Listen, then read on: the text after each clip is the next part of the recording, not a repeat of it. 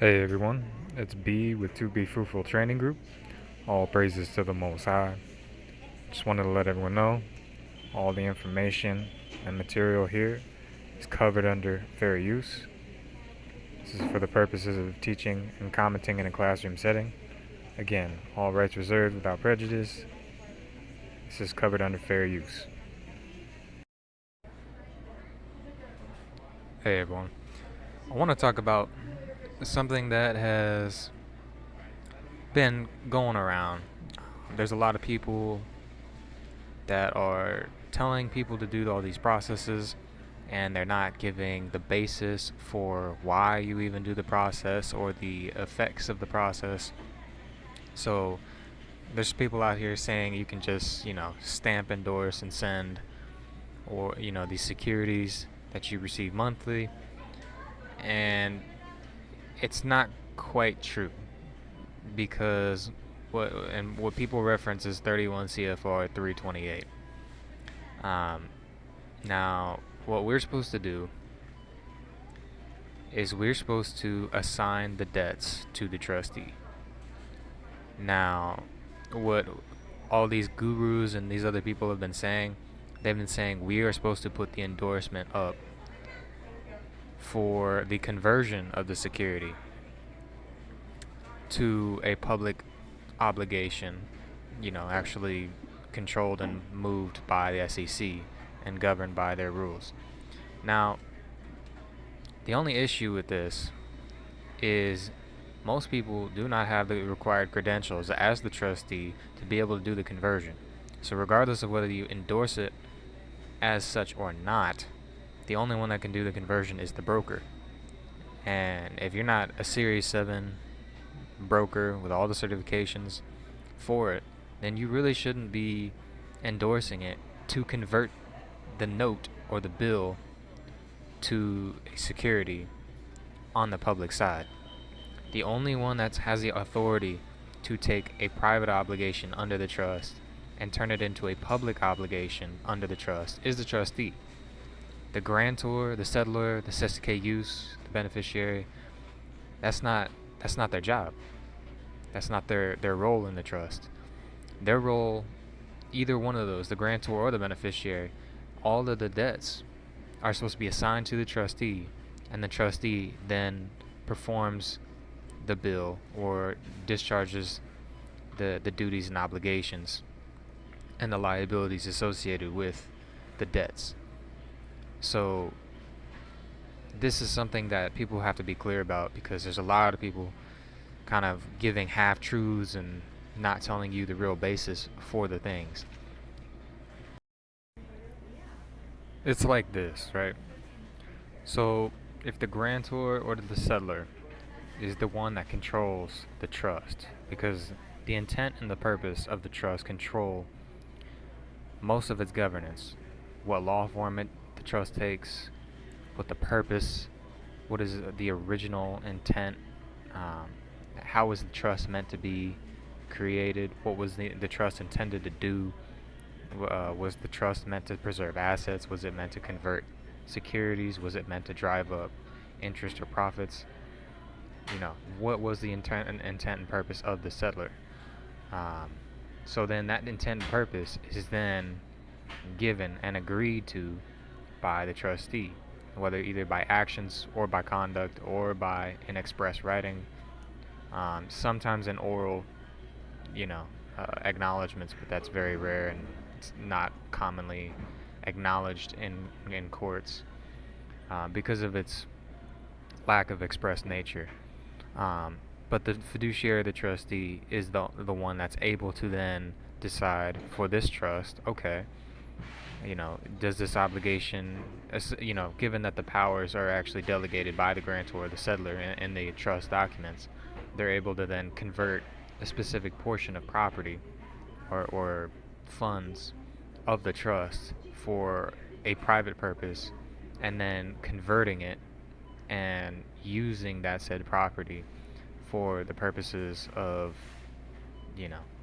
raising capital interest or something like that. That's, converting the security into a public security at that point. And then the beneficiary is the one that receives the use or the benefit, the one that gets to use the property, the one that gets the benefit. And this relationship can be likened to a king, a servant, and the heir. Now, the king entrusts the servant with, let's just say, a pen and paper for this example.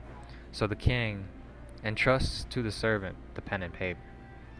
Now that pen and paper is used for a particular purpose, and the king is the one that has the discretion, the right of disposition of property, to be able to determine what the pen and paper are used for.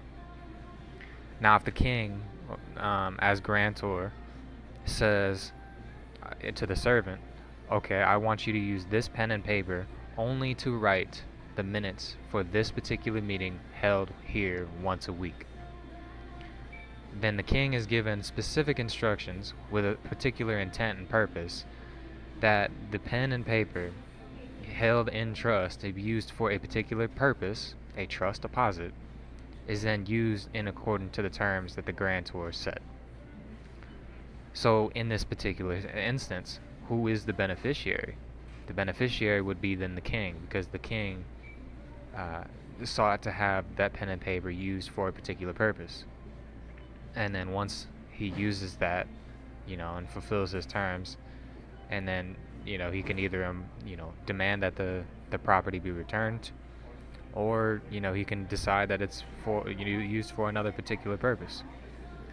But this relationship is the closest relationship in a trust, because what a king entrusts to a servant generally is a trust. So the king grants to the servant, and then the servant does things for the benefit either of the king or the heir, depending on the intent and purpose of the grantor. So, with that being said, if the fiduciary or the trustee is the only one that's able to convert the property for the trust, and we're not the trustee of that trust, then how on earth do we have the certifications required to go in and demand a conversion? The only way we can demand a conversion is if we ask the trustee to do it. Motion or instruction or something, if it's in the terms of the trust instrument.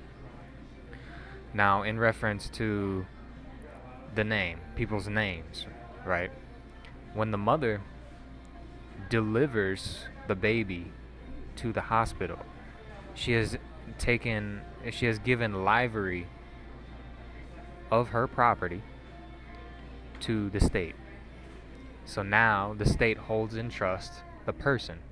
The person is the name created as a result to represent the relationship between the mother, the state, and the child. Now, where does the child fit in? Well, the child is the true owner, because whose name is it? The child's name. Who holds the legal title to the identity? The state, which is the trustee. And who is the original settler? The mother. Now, it's also important to note how the trust was funded, because in this particular aspect, the trust is funded by the property of the estate. What is the estate? Well, the body or the corpus of the estate is living, so it's the child's body. So the child has the rights of the estate. So let's just say that the mother was not authorized to deliver the child to the hospital, meaning someone else had a priority interest, usually the father, as the guardian of the estate, and they properly established this prior to the delivery of the child. Well, there's legal and equitable remedies for the return of the estate property, because the funds or the property, the name, as it is intellectual property, was taken from the estate, the child's estate, and was then unlawfully and without authorization taken and put into trust. So all the property of the said trust is still property of the estate.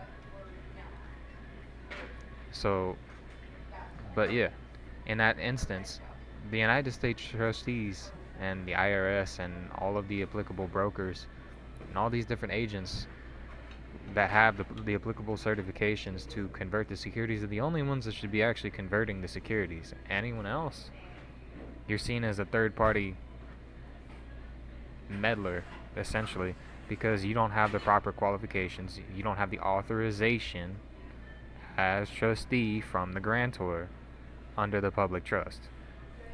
So, just want everybody to be aware there's a lot of people not explaining things properly.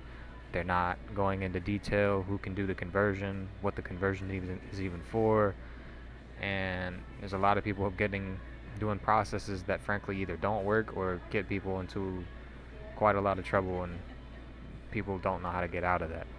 So know your role in the trust, know who you are, know what you are capable of and what powers you have, and fulfill your duties and obligations correctly.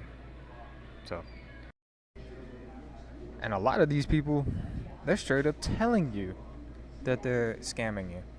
You got people saying bloop and blooper, and some people are even saying in bloop they trust. Well, shoot, did anybody even look to think of what that actually means? So Etymology Online says bloop, 1926, a word from the early days of radio. See blooper. In baseball, hit a ball in a high arc over the head of the fielder by 1940. Blooped, blooping. So blooper, blunder, 1943. Apparently first in stage jargon, perhaps from the baseball slang meaning a fly ball in a high arc missed by the fielder, 1937. Or else from the earlier meaning radio receiver that interferes with nearby sets. When a careless operator throws it into oscillation, 1926, in which case it imitates the resulting sound, compare bloop. So you got people literally saying they're throwing stuff over your head. So just be careful who you trust, because a lot of these people might even show receipts. If you'd like access to resources like these and other equitable resources, including law reviews, dictionaries, case sites, etc., any donations over $50 we'll send a link to the private library for To Be Fruitful training group. Thank y'all for listening. Do y'all's due diligence. Make sure you thoroughly fact check everyone. And I'll see you on the next one. Thank y'all.